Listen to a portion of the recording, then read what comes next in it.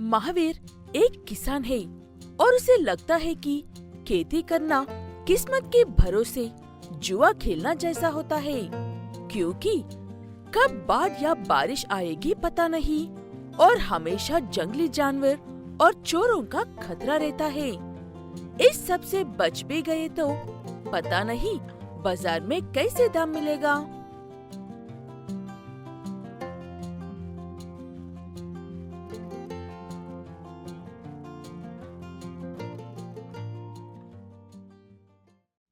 इसीलिए कह रहा हूँ बेटा, तुम इस खेती के चक्कर में मत पड़ो।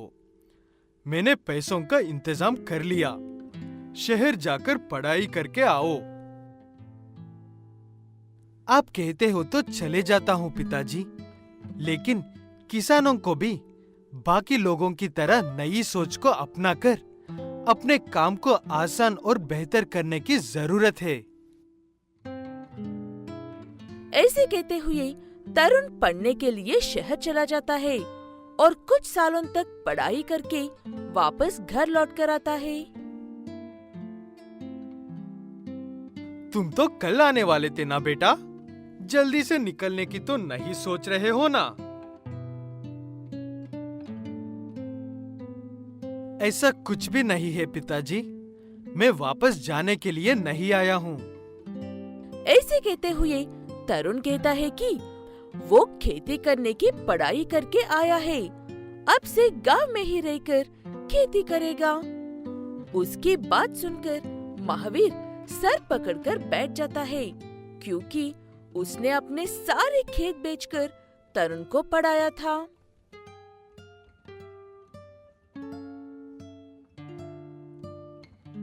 हाय, मुझे लगा मेरा बेटा समझदार है, इसीलिए मैंने अपने सब कुछ बेचकर तुझे पढ़ाया था। अब खेती ही नहीं है, तुम कहाँ खेती करेगा? अपने पिता की बात सुनने के बाद तरुण को एक बहुत बड़ा झटका लगता है। उसके पास कहने के लिए कुछ भी नहीं था और करने के लिए भी कुछ भी नहीं था।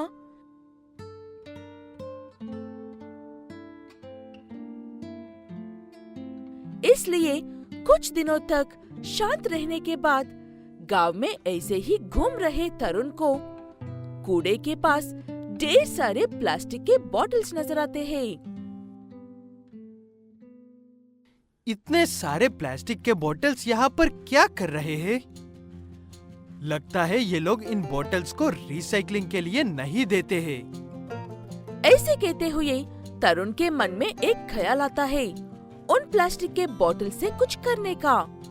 तरुण सारे बॉटल्स को उठाकर अपने घर लेकर आता है। वो देखकर महावीर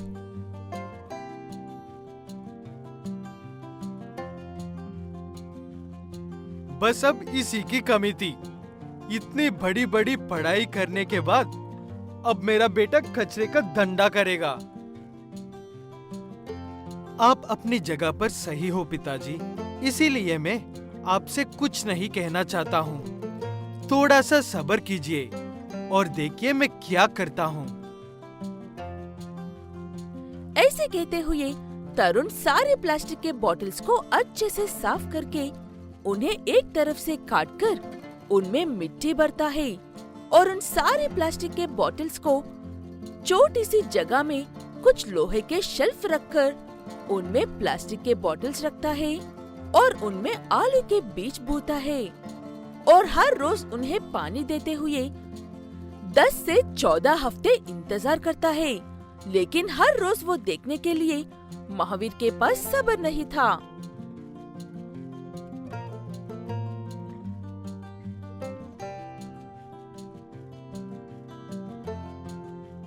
और कब तक ऐसे ही खाली बैठकर उस कचरे में पानी भरते रहोगे? कोई काम करके तो पैसे कमाओ। हो गया पिताजी, बस आज एक दिन सब्र करो, कल आपको अपने आप समझ में आ जाएगा मैं क्या कर रहा हूँ।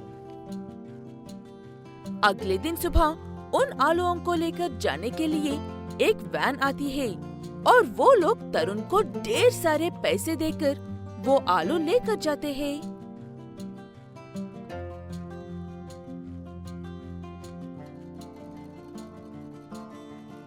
तू ये क्या उगाकर बेच रहे हैं उन्हें? कहीं ये कोई गलत काम तो नहीं कर रहा है ना तू? इतने सारे पैसे क्यों दे रहे हैं वो लोग उन साधारण आलू के लिए? ऐसा कुछ भी नहीं है पिताजी, ये बहुत ही खास आलू है, इसीलिए मैं इन आलूओं को इतनी देखभाल करता था। ये सिर्फ महंगे महंगे होटल्स में ही इस्तेमाल करते हैं। ऐसे कहते हुए तरुण अपने पिता को सारी बात अच्छे से समझाता है। उसके बाद खेती के नाम से छिनने वाला महावीर उन प्लास्टिक के बॉटल्स में आलूओं को उगाने के लिए अपने बेटे की पूरी मदद करने लगता है।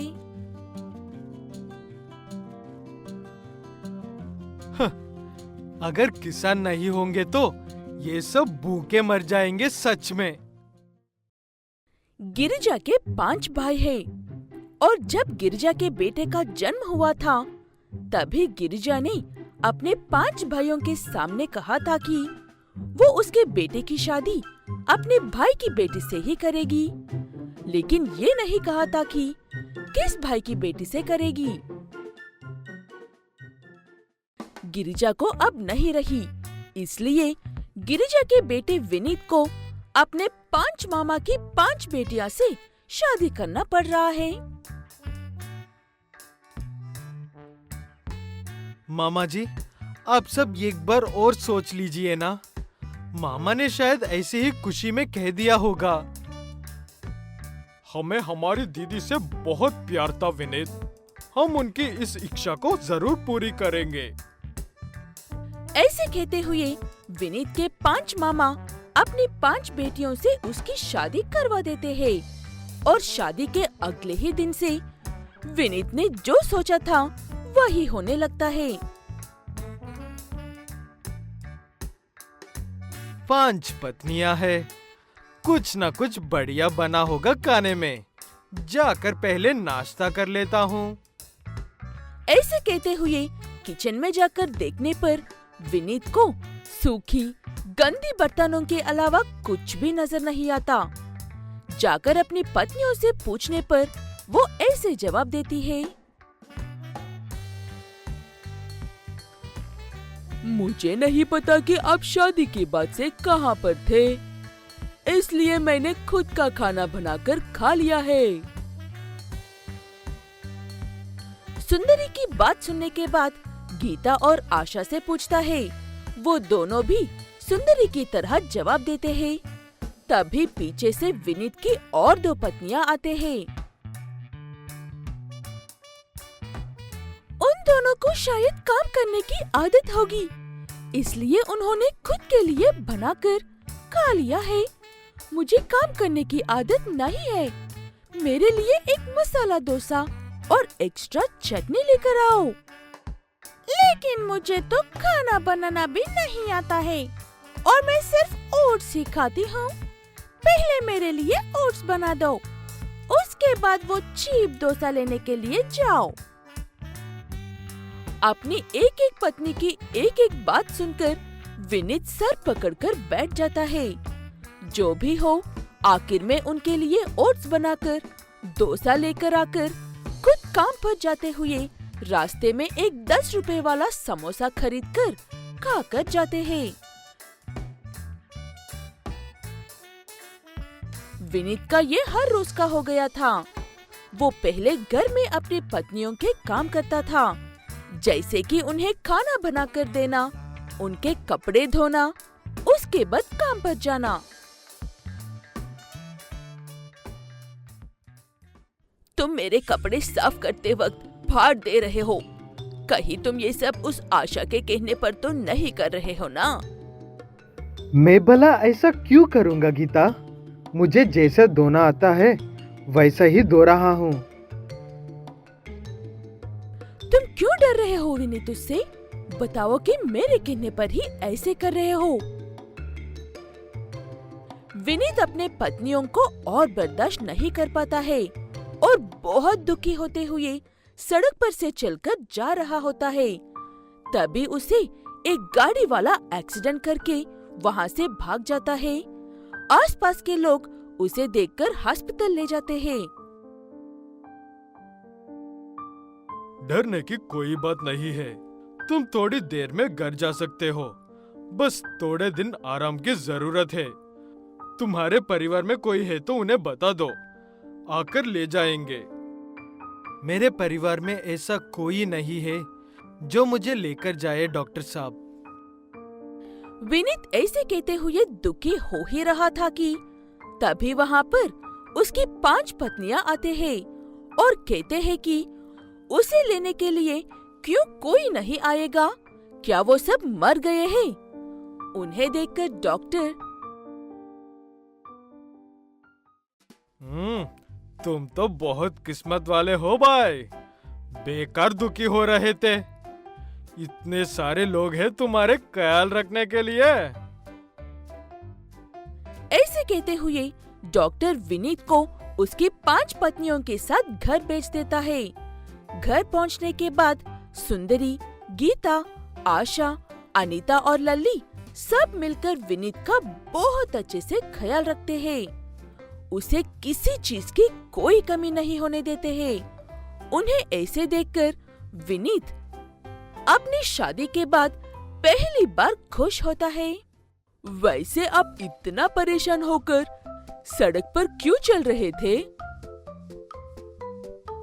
वो मैं असल में किसी भी बात से परेशान नहीं था, इसीलिए परेशान हो रहा था शायद।